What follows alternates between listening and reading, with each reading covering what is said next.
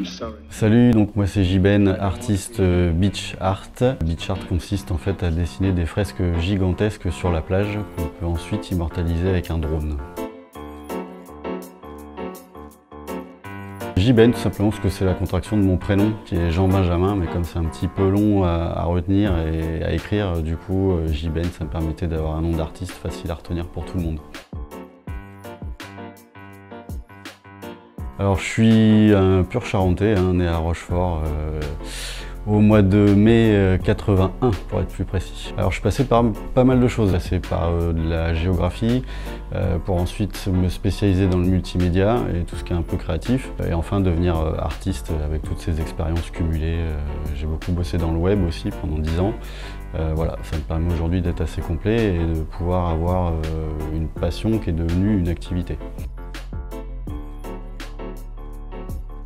Sur le pays royannais, on a plusieurs plages forcément qui me tiennent à cœur, sur lesquelles j'aime bien dessiner. La plage du Chet à Royan est une plage que j'affectionne particulièrement.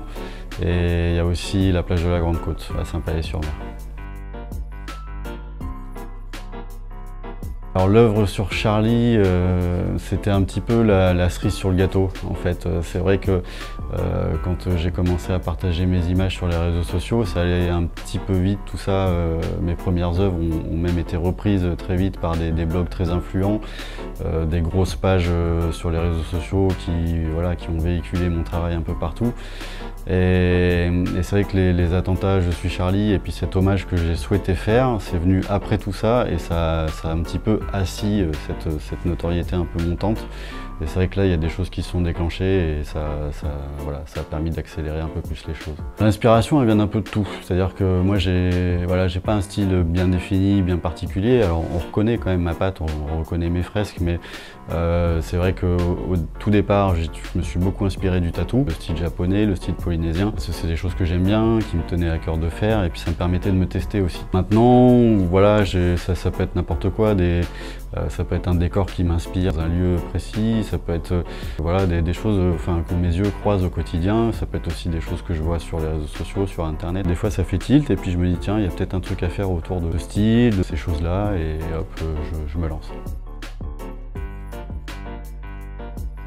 Alors c'est la grande question en fait à laquelle je ne sais pas forcément bien répondre. Au final, concrètement, il faut des prédispositions. Il y a des gens qui sont faits pour ça et d'autres moins. Je fais des ateliers d'initiation, il y a des gens qui ont tout de suite le truc, qui se repèrent vite dans l'espace, d'autres qui ont besoin d'être aidés. Donc il faut une certaine prédisposition.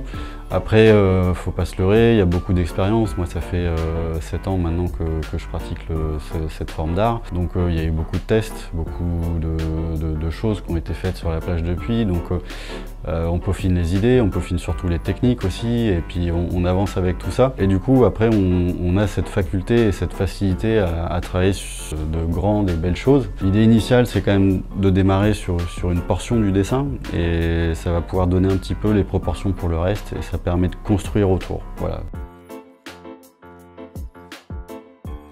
Le plus fou, je pense qu'en fait, je dirais le plus délire, le plus rigolo, ouais, on est un peu là-dedans. Il y a un truc que je fais tous les ans avec le Créa à Saint-Georges-de-Didonne, c'est l'alpinisme horizontal. Je pense que c'est, voilà, l'idée est très bête au départ et j'ai trouvé ça vraiment tellement fou justement que je me suis dit bah allons-y, on va essayer.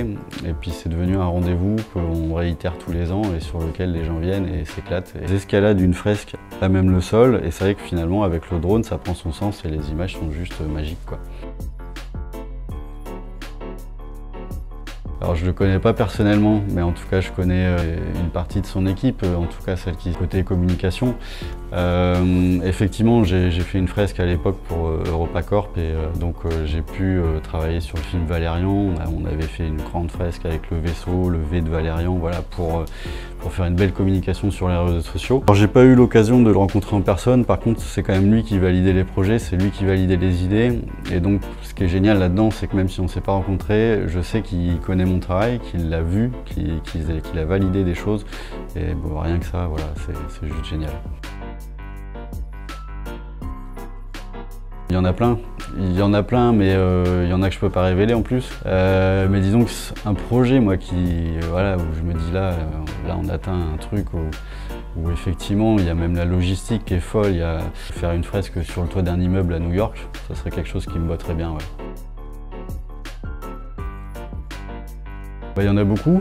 Après, c'est vrai que directement, il y a mes homologues. On se connaît tous parce qu'on n'est pas nombreux dans le monde à faire cette forme d'art. Et on se suit, on voit tous comment on avance, comment on évolue. Et donc, c'est des gens qui sont très inspirants pour moi. Et je pense qu'on est tous un peu comme ça et du coup, on se pique même des fois des idées à droite à gauche. Moi, l'artistique, en fait, il y a plein de choses qui m'inspirent.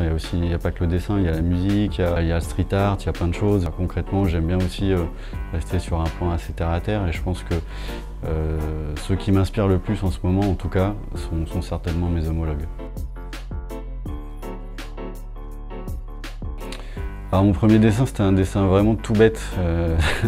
C'est le jour où j'ai décidé d'acheter un râteau pour faire un test avec mon drone. Parti sur la plage un peu à l'arrache sans trop savoir ce que j'allais faire, mais ce dont j'étais certain, c'est que travailler sur des figures géométriques très basiques, ça me permettait de faire quelque chose, déjà de tester, de voir ce que rendaient les images, et c'est pour ça que j'ai fait des cercles, des triangles tracés au cordeau, très simple. Et c'est vrai que sans faire quelque chose de très recherché, les images drone venaient tout de suite donner une ampleur très différente au travail et magnifier quelque chose qui était sur le papier pas forcément très original et très beau. C'est de là que c'est parti. Je me suis dit finalement il y a vraiment quelque chose à faire. Surtout qu'à l'époque mes homologues n'utilisaient pas de drone, on était encore moins nombreux qu'aujourd'hui et c'est vrai que les quelques artistes qui faisaient ça prenaient toujours des photos de surplomb rocheux, donc avaient vraiment un seul point de vue. Et moi j'ai pu apporter cette dimension un peu différente avec le drone qui permettait vraiment de tourner autour des fresques, et je crois que c'est aussi grâce à ça que mon activité, en tout cas j'ai pu me faire connaître un peu plus vite, c'est qu'il y a eu cet outil supplémentaire qui était, voilà, qui apportait cette magie, quoi. Je pense que c'est une œuvre que j'avais fait sur la plage de Nozan. Très simple, c'était un espèce c'était un grand cercle avec un couloir autour, qui forme finalement un espèce de bouclier à la fin parce qu'on a un effet un peu de dôme.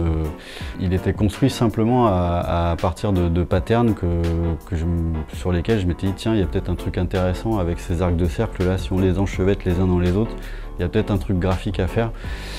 Et c'est la première fresque que je travaillais de cette manière-là. Et le rendu était... on avait quelque chose d'abouti que je pense, j'avais pas réellement eu encore. Et de fait, c'est devenu ma patte perso, en fait, ces espèces de patterns en arc de cercle que je reproduis assez régulièrement. Parce que voilà, c'est devenu mon truc, c'est quelque chose qui est très graphique, que j'aime bien, qui se place bien et un peu dans tous les styles. Et voilà, je pense que ça a été un déclencheur. Il y en aurait pas mal, mais sur lequel en tout cas je suis peut-être capable de refaire quasiment l'ensemble des dialogues, je crois que c'est la classe américaine. C'est vous qui m'avez traité de connasse? Mais non. Vous savez, c'est pas très agréable. Un artiste que j'affectionne beaucoup, c'est J. Robbins.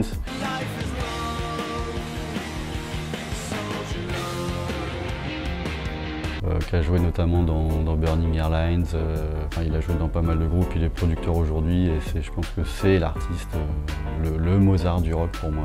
Voilà. Une œuvre d'un autre artiste, je pense que voilà, c'est celles qui reviennent beaucoup, mais c'est vrai parce qu'il y a un réel talent, il y a une espèce il y a un truc derrière assez un peu activiste aussi. C'est les œuvres de Banksy, je pense que voilà, il n'y a pas photo.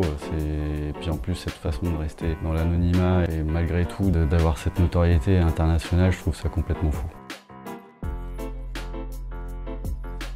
Royan, c'est la ville où j'ai fait tellement de choses depuis ma tendre jeunesse.